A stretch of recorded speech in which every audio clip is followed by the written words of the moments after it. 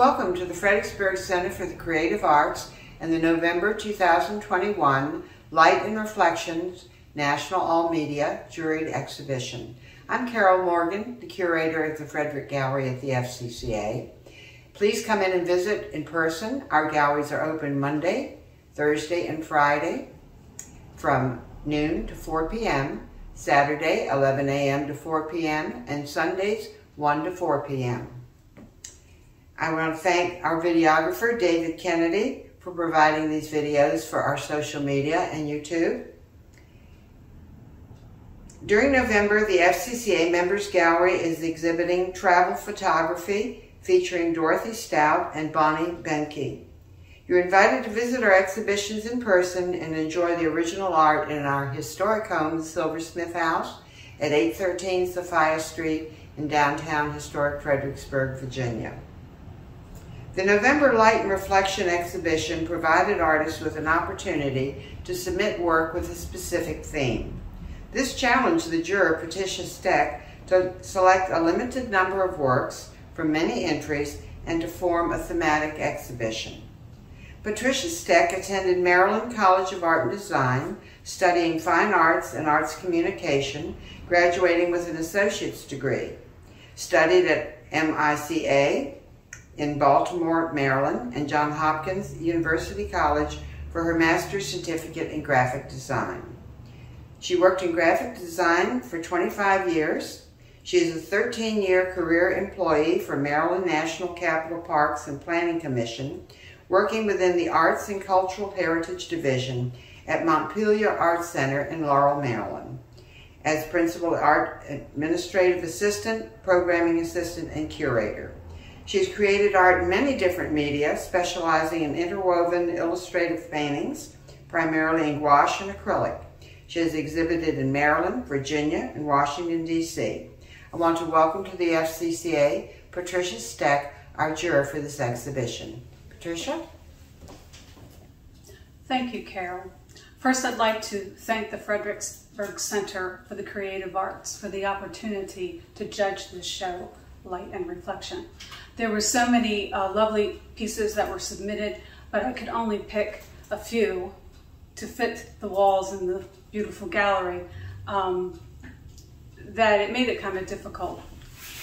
But I had to do it, and I will say first off that the works that were selected were fitting the theme that was important to me.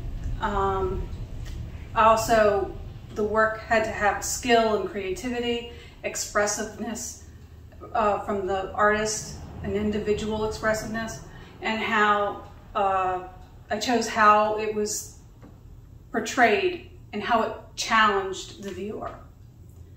When making my selection, the works submitted for this exhibition had these attributes. How, and questions. How did the artist use their skills to communicate the theme for this exhibition? How they express their individual perspective to create a mood? Does the artwork evoke thought and challenge the viewer to think about what they are seeing and how it makes them feel? Does the work invite the viewer in to an imaginary space, taking the viewer away from reality, even if it's just for a moment? The first honorable mention I chose was by Penny A. Parrish, Southwest Flyover. This picture popped out at me when selecting all of the pieces for the show. I enjoyed the landmass and the shadows and light, the color, so soft and natural. It just had a wonderful, expressive, almost impressionistic or abstract feel to me. It could have been a painting, the way that the moment in time that she captured just kind of worked within this theme of light and reflection. The next honorable mention is from Greg D'Amato, deluxe sculpture that is created with Douglas fir and light diodes. This caught my attention by the construction of this particular piece. It's very grounded. It has a natural feel, of course, because of the materials that have been used. I love the texture on the piece, the way the light hits the ridges on the 6 wood spheres. It's beautiful in terms of just the feel and the way the light is hitting each one of these spheres. I think it's a good communicative piece for the theme, light and reflection. I really enjoyed this piece. This third honorable mention is by Sara Gondwe, Leaps of Joy, and it's created with crayon iron acrylics. It's very imaginative. It pops out at the viewer. The artwork conveys light, a reflection of a water environment filled with these imaginary life marine creatures. Its effects creatively executed using the encaustic technique, which is a difficult technique. It's very imaginative. The wax that she used creates an elusive and translucent depth of dimension for this piece, which supports the floating, joyful creatures in the foreground. It invites the viewer to imagine the feeling of the space and the colorful creatures that inhabit it. So I really enjoyed this piece. I love the playfulness of it. And it was exactly what the title does feel like a leap of joy, especially this time. The last honorable mention is by Barbara Taylor Hall, titled Time Stood Still. The way she used her palette on this piece provides a sullen feel to the painting, but it has a very luminous mood. It kind of resonates with the times that we're living in. It works well within the theme of the exhibition, whether you see the spherical light as it descends or rises or hovers over the horizon here. The sense of space and depth with the placement of the ethereal globe. The bright and foreground points here.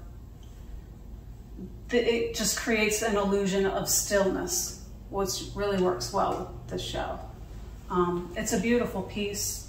It offers up a lot of mood for this time. The third place winner is Denise Denecke, Reflections, and it's an oil painting. At first glance, you see the softness of the color palette, and the color palette helps to draw you in. It's also key for this painting. It creates a softness, it's pleasurable, and it takes an image that is normally structural, could be cold, could be just the feel of a concrete bridge, and she creates it so that it's fitting so well in the environment that it almost belongs there amongst the trees. The angle of the bridge and the composition also exaggerates the softness, especially of the circular patterns and the spaces between the bridge. It makes for just an interesting visual feel for this painting. The reflection is beautifully done, precisely mirroring the bridge and its partner, the landscape, accentuating the strong lines and the negative space of the structure with the soft color palette. It's why it makes this painting so intriguing and beautiful. The second place winner is by Peter Morelewicz, Jelly Jar, ink on canvas via digital. This engaging perspective on this piece and well thought out composition successfully creates objects out of the light and the reflections that are cast on the dinnerware, the floor, and the table. The pattern and color palette creates a 1950s retro feel through this illustrative quality. of this piece. It plays with the viewer's eyes, enticing you to look beyond the actual objects to see the bold geometric shapes and depth underneath them. The first place winner is by Rebecca Visger, Home, and it's done in acrylic on canvas. This artwork is aptly named Home, immediately brings to the viewer a feeling of anticipation of traveling home. The looseness of the brush strokes, the use of the bright, bold reds, placement of the dollops of white and yellow, in contrast against the darkly framed inside view of a vehicle, all works to put the viewer in the driving seat of this painting. The sleepy and blurry-eyed feeling depicted is conveyed through the composition and the skill of the painter and the brilliant placement of the color. Thank you for joining us at this exhibit for the November Light and Reflections. And we ask you to please come in person and visit the exhibit. Perhaps find something beautiful that will find a new home. I want to thank our juror, Patricia Steck, for taking time out of her busy schedule to come for this videotaping. And you will walk through the gallery with David and then follow up to this video. Thank you so much. See you again soon.